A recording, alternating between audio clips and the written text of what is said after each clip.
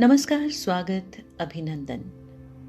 जन्मों के बंधन से कहीं बड़े होते हैं रूह के बंधन। कई रिश्तों को इस व्यवहारिक जीवन में नाम देना कठिन है, लेकिन फिर भी उनकी वास्तविकता, उनका अपनापन और उनकी मजबूती खून के रिश्तों पर भी भारी पड़ती है। ऐसे ही रिश्ते तो कहलाते हैं रूहानी रिश्ते, और ये रिश्ते जो निभाते हैं खुदा के फरिश्ते होते हैं, यानी डिवाइन सोल्स। उन्हीं में से आप और हम भी हैं, क्योंकि मेरा कहा यदि आपके दिलों को छू रहा है तो यकीनन ये रूह का बंधन है। पॉजिटिव वाइब्स हैं जिन्हें मुझसे आप तक पहुंचाने का माध्यम बना है 24 थैंक्स डिवाइन ऑर्डर। ऐ खुदा, तेरा लाख लाख शुक्रिया, पहले मुझे सामर्थ्य देने का और फिर मेरी डिवाइन सोल से मुझे जोड़ने का। आइए आज सेहत के साथ साथ सोल को भी कुछ हेल्दी डोज देते हैं with a true story broccoli. कंधे पर अंगोछा लटकाए बनियान और धोती में वह बैठा तराजू की आड़ में कुछ हिसाब लिख रहा था। मैंने पूछा, ब्रोकली है? उसने मुस्कुराहट के साथ कहा, हाँ हाँ हाँ सब है, और बताइए। मैंने कहा, बस वही दे दीजिए। तभी छोटू उसे ठंडा पानी पिलाने बोतल और गिलास हाथ में लाया। गर्मी बहुत थी, लेकिन उसने पहले मुझसे पूछा, मैडम आप पानी पिएंगी? फिल्टर का है और ठंडा भी है। अरे छोटू, जा तो ट्रे में गिलास रखकर मैडम को पहले पानी पिला।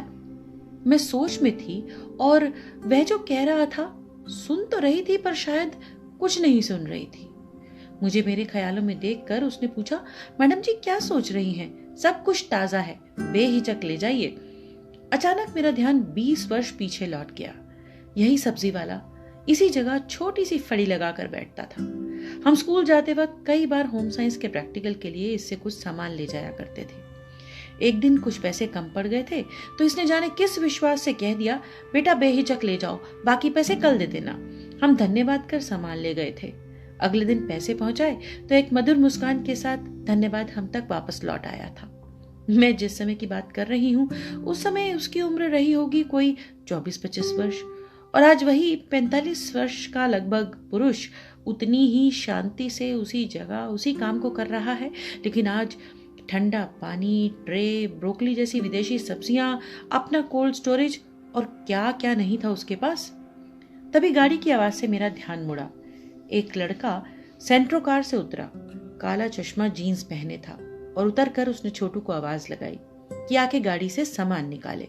शायद वह दुकानदार का बेटा था, क्योंकि शक्ल उससे मिल रही थी। मैं ये सारा प्रकरण देख रही थी और सोच रही थी कि ये सब्जी वाले की किस्मत ही है कि वह आज कहां से कहां पहुंच गया। परंतु फिर भी उसका पहनावा, उसकी सादगी, उसका विश्वास वही का वही था।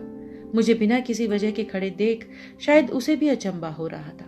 दुकान पर और कोई ग्राहक नहीं था। दोपहर का वक्त था, लेकिन मेरे मन में उठते सवाल मुझे परेशान किए बैठे थे, सो मैंने खुद ही बात शुरू की। 20 वर्ष पहले भी मैं आपकी दुकान पर आया करती थी। हाँ हाँ बेटी, याद है। इसी पास वाले मॉडल स्कूल में तो पढ़ती थी आप। 4-5 सहेलियां इकट्ठी रोज ही यहीं से निकलती थी। मैं और हैरान हो गई, लेकिन खुश भी कि मेरी उसे याद थी। जाने क्यों? ये मेरा अगला प्रश्न था, लेकिन प्रश्न से पहले ही वह बोल पड़ा। असल में तुम्हारी ही उम्र की मेरी बेटी थी गांव में। वह भी स्कूल जाया करती थी। मैं ये सोचता था कि वह भी आप ही लोगों की तरह लगती होगी। असल में काम धंधा कहाँ इतनी फुर्सत देता है कि जल्दी लौट लौट के गांव जा सके। मैं बोली, वैसे अब आपका परिवार? वह तपाक से बोला, मैडम जी अब तो सब मालिक लोगों के प्रताप से यही है। ये कोठी अपनी ही है, ऊपर सब रहते हैं दूसरे माले पर। पहले माले पर कोल्ड स्टोरेज बनाया है और नीचे दुकान। यानी ईश्वर की असीम कृपा हुई आप पर, जो इतनी तरक्की कर ली आपने। वैसे बड़े शहरों में, वह भी इस इलाके में, अपना एक छोटा सा मकान खड़ा करना भी एक बड़ी बात है। सच कहती हैं मैडम, और वैसे भी हम जैसे लोगों का तो ये सपना ही हो सकता था, पर बस मालिक लोगों को ईश्वर शांति दे, असीम कृपा थी उनकी। ओह, मालिक का मतलब मैडम ये घर, ये दुकान, सब कुछ खुल्लर साहब का था। उनके बच्चे तो विदेशों में कब से बस गए थे। यहाँ रहते थे तो बस बुजुर्ग जोड़ा, मेम साहब और साहब। एक दिन रात हम सामान इकट्ठा कर बाबूजी के गैराज में रख रहे थे कि अचानक साहब के चिल्लाने की आवाज आई, अरे रामदीन, कोई है, कोई है, कोई है। हम ऊपर दौड़े, देखा तो मालकिन की सांसें उखड़ रही थी। हमने आप देखा न ताव आलू की बोरी की तरह उन्हें उठा कंधे पर डाला, नीचे दौड़े और रेड़े में ही डाल पत्रा नर्सिंग होम जो कि 2 गली आगे पहुंच गए। एकदम समय पर पहुंचे मैडम हम। खुल्लर साहब भी बेचारे हांफते हांफते पीछे पीछे पहुंच गए। समय पर इलाज हो जाने से मेम साहब की जान तो बच गई, पर उसके बाद सेहत गिरती ही रही। साहब ने बच्चों को कई फोन किए, पर वो यही कहते रहे कि आप दोनों यहाँ हमारे पास आ जाओ, सब बेच दो, क्योंकि हमारा लौटना तो अब मुश्किल है। लेकिन साहब अपने बाप दादा की पुश्तैनी कोठी को बेचना नहीं चाहते थे। कौन जानता था पुश्तैनी जायदाद का इस्तेमाल वंशजों के भाग्य में था ही नहीं, लेकिन शायद नियति को यही मंजूर था। मैं सोच रही थी फिर क्या हुआ। बस बेटी 3 वर्ष में मेम साहब सिधार गईं और अकेले गम में खुल्लर साहब भी 2 महीने बाद सीढ़ियों से फिसले और फिर उठे नहीं। मैंने देखा बताते बताते रामदीन की आंखें गीली हो गई थी, गला रुंध गया था। फिर खुद को संभालते अंगूठे से मुंह पोंछा और बोला, हमने भैया लोगों को फोन भी लगवाया। साहब के मोबाइल में उनका नंबर था, परंतु उन्हें कोई रुचि ही नहीं थी। क्या बताएं कौन जन्म का रिश्ता था कि माँ जी और साहब को अंतिम विदा हमने अपने इन्हीं हाथों से दी। बड़े भले लोग थे, उनके रहते भी कभी कमी ना हुई थी कुछ हमें, बड़ा आसरा था। वो कहते थे रामदीन कुछ चाहिए हो तो ऊपर आकर बेहिचक मांग लेना, बस और क्या कहें।